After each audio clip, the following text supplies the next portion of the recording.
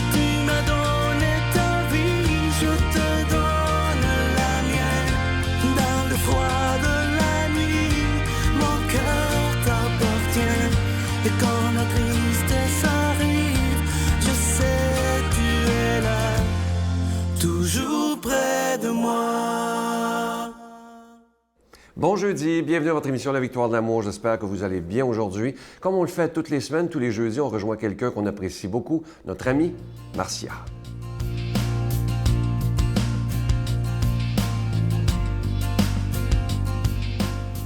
Bon jeudi tout le monde, et particulièrement aux mamans, aux mères de famille, pour qui ça sera la fête, hein? Ça sera la fête dans quelques jours, dimanche. Et je veux vous parler de quelque chose que je trouve tellement triste, mais que maintenant je trouve plus triste. Mais ça fait pas longtemps que je peux en parler sans pleurer. Moi, là, la fête des mères, bien sûr, je fête ma mère et c'est aussi la fête de ma mère, toujours dans le bout de la fête des mères. Sa fête à ma mère, c'est le 10 mai. Et bien sûr, mes filles m'écrivent des belles cartes et j'honore la maternité, celle de ma mère, celle de ma grand-mère, celle de ma maternité. Et ce que je trouve tellement triste, là, c'est les femmes, les hommes qui n'ont plus leur maman. Moi, là, je veux dire, quand je pense que ma mère sera plus là un jour, là, il faut pas que je pense à ça après 8 heures le soir parce que ça peut me troubler pour mon sommeil. C'est une angoisse, la pire angoisse de ma vie, c'est ça, c'est de penser au moment où ma mère ne sera plus là. Puis je le sais, vous êtes nombreuses à me le dire, qu'elle va être là sous un autre plan, puis elle va veiller sur moi, mais juste de penser que je ne pourrai plus prendre le téléphone et appeler ma mère, que je ne pourrai plus dire « Hey, maman, viens-t'en, on s'en va à tel endroit » ou partager l'amour des livres. Ma mère, c'est une femme qui adore la littérature comme moi et on partage, souvent on s'achète un livre ou on le prend à la bibliothèque en double, puis on le lit en même temps, donc on partage les mots. Et savez-vous comment ma peine ou mon angoisse a pu diminuer du fait de perdre ma mère, éventuellement? C'est par les livres. Je me suis dit, il faut que je trouve quelque chose qui va remplacer ma mère. Comme ça, là, pas à 100%, mais qui va m'apporter un genre de courroie de transmission quand ma mère ne sera plus là, un lien avec elle, et c'est les livres. J'ai écrit un texte là-dessus pour la fête des mères dans mon livre 365 Rendez-vous avec Marcia, puis j'ai le goût de vous en lire un extrait. Donc, je commence en racontant ce que je viens de vous dire là, que quand je pense que ma mère ne sera plus là, et là, je dédie cette chronique-là à toutes les personnes qui n'ont plus leur maman pour la fête des mères et qui s'ennuient d'elle, bien, je vais vous lire ces mots qui peut-être vous réconforteront. Alors, je dis, « Quand ma mère ne sera plus de ce monde, je sais que les livres pourront me consoler. Ils ne seront jamais comme elle, sa douceur, son rire, sa voix et son amour, mais il y aura un peu d'elle dans tous les livres que je lirai. Je me demande souvent si vous êtes comme moi, fragile parfois. Je me demande souvent si je suis la seule à avoir le vertige de la vie, si vaste et si large qu'elle peut nous perdre, qu'on peut s'y perdre, qu'on ne peut ne plus jamais retrouver nos repères. Quand je me pose trop de questions, quand je ne sais plus trop où j'en suis, je respire un bon coup, et si ça ne se passe pas, je parle à ma mère qui tout de suite, avec sa voix douce, sait m'apaiser. On ne sait pas pourquoi ça nous pogne parfois un genre de mal de vie qui dure longtemps. Dans mon cas, le temps de signaler le numéro de ma mère, le temps d'entrer dans mon bain avec un bon livre à la main et vous dire combien il est bon de trouver du réconfort dans le creux des mots, mais jamais autant qu'être dans le creux de ma mère, son creux moelleux d'amour. Alors à toutes les mères et à toutes les personnes qui n'ont plus leur mère, je vous dis bonne fête des mères. Notre Père qui es aux cieux, que ton nom soit sanctifié, que ton règne vienne, que ta volonté soit faite sur la terre comme au ciel. Donne-nous aujourd'hui notre pain de ce jour. Pardonne-nous nos offenses comme nous pardonnons à ceux qui nous ont offensés. Ne nous laisse pas entrer en tentation, mais délivre-nous du mal, car c'est à toi qu'appartient le règne, la puissance et la gloire pour les siècles des siècles. Amen. La Caravane de la Victoire de l'Amour vous invite au sanctuaire Notre-Dame-du-Cap le samedi 17 août en compagnie du Père Michel-Marie de Paris, Monseigneur Pierre-Olivier Tremblay, Brigitte Bédard et Sylvain Charon sous le thème « Venez à moi, vous tous qui peinez, et je vous donnerai le repos ». Conférence du Père Michel-Marie, célébration eucharistique, spectacle du Père Michel-Marie tout en chansons, dîner et souper inclus, transport en autocar de luxe au départ de plusieurs villes du Québec, à partir de seulement 149 $. Réservé au 1-877-277-4412.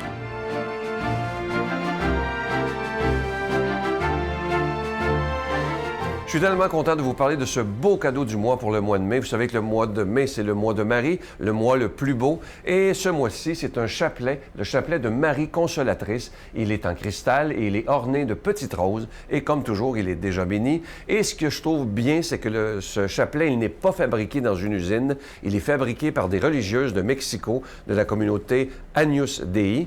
Et elles nous remercient de tout cœur, car en faisant affaire avec eux, ça leur permet d'aider des enfants dans le besoin à Mexico. Alors, merci de tout cœur. Je vous rappelle que vous le recevrez avec un don de 25 $ et si vous en voulez deux, avec un don de 40 $. Je vous donne l'adresse. La Victoire de l'Amour, case postale 120, succursale Boucherville à Boucherville, le J4B 5E6. Je vous la redonne. La Victoire de l'Amour, case postale 120, succursale Boucherville à Boucherville, le J4B 5E6. Également par téléphone, par carte de crédit du lundi au vendredi, de 8h30 à 16h30 dans le 514-523-4433, 523-4433 ou sans frais, le 1-888-811-9291, 1-888-811-9291 et aussi sur notre site Internet, le www.lavictoiredelamour.org. Vous savez que par Internet, c'est le moyen le plus rapide et très sécuritaire de faire votre don parce que notre site, il est sécurisé, donc il n'y a aucun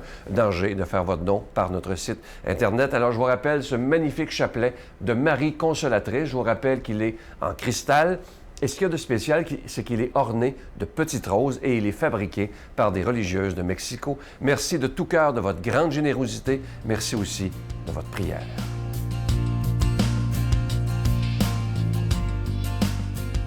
Mon Dieu, donnez-moi la sérénité d'accepter les choses que je ne peux changer, le courage de changer les choses que je peux et la sagesse d'en connaître la différence. Amen. Aujourd'hui, la parole de Dieu est proclamée par quelqu'un qu'on apprécie beaucoup, notre amie Brigitte.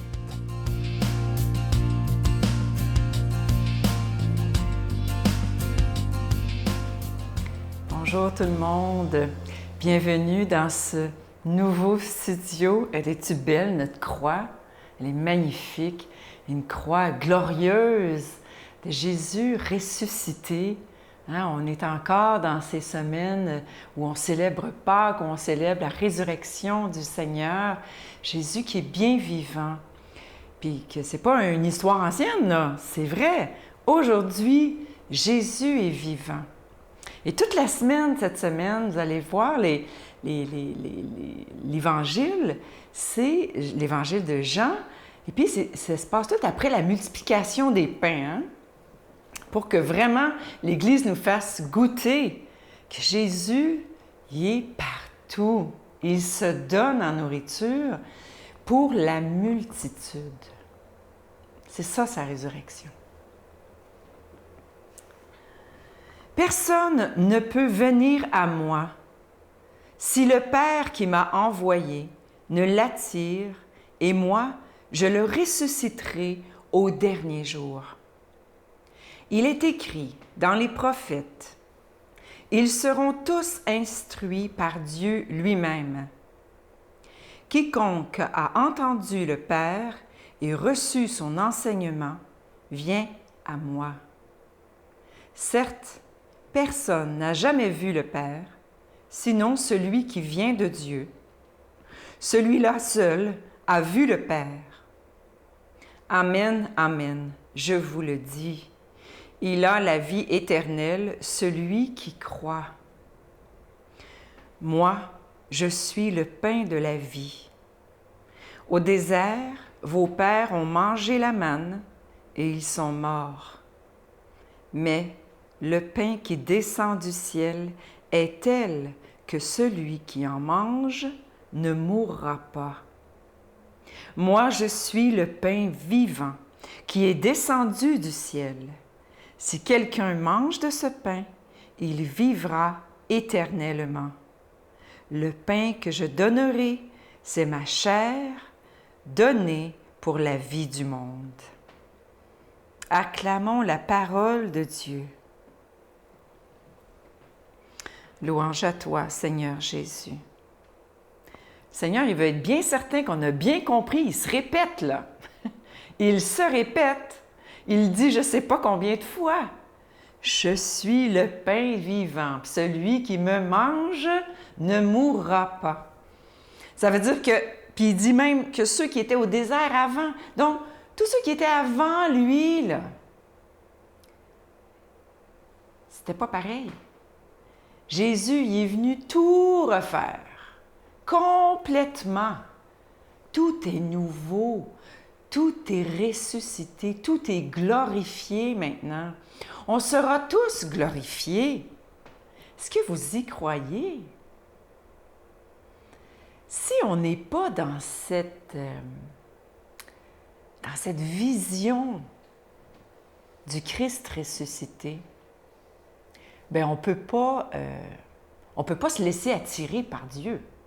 Il dit, hein, Dieu attire et moi, je vais vous ressusciter.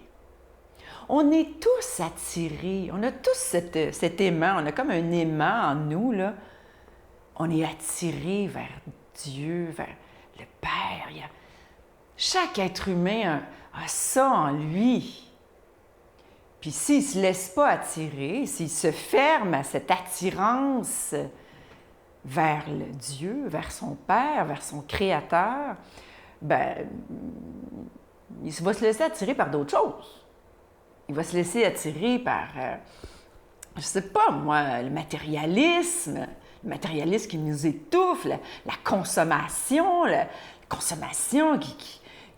qui jamais ne nous comble. Hein? Dieu nous a créés, notre Papa nous a créés pour lui, pour son amour, pour cette attirance, ce mouvement de vie vers lui. C'est pour ça qu'il nous a créés. Alors, si on ne rentre pas là-dedans, si on ne s'ouvre pas à cette attirance, bien, on meurt. On s'en va comme des zombies, là, puis métro, boulot, dodo, puis je me lève, puis je vais travailler, puis je me couche, puis je dors, puis le lendemain, puis je paye mes billes, puis c'est ça la vie, tu sais, avec des petits agréments. Mais si on rentre dans ce mouvement d'attirance, on est comme un enfant. On retrouve notre cœur d'enfant, puis on est toujours joyeux, toujours émerveillé. On est vivant, on vit de la vie divine, pas juste d'une vie humaine, de la vie divine. La résurrection, ça commence maintenant. Maintenant, la vie éternelle. Demandons cette grâce au nom du Père, du Fils et du Saint-Esprit. Amen. Je vous salue Marie, pleine de grâce. Le Seigneur est avec vous. Vous êtes bénie entre toutes les femmes, et Jésus, le fruit de vos entrailles, est béni. Sainte Marie, Mère de Dieu, priez pour nous pauvres pécheurs, maintenant et à l'heure de notre mort. Amen.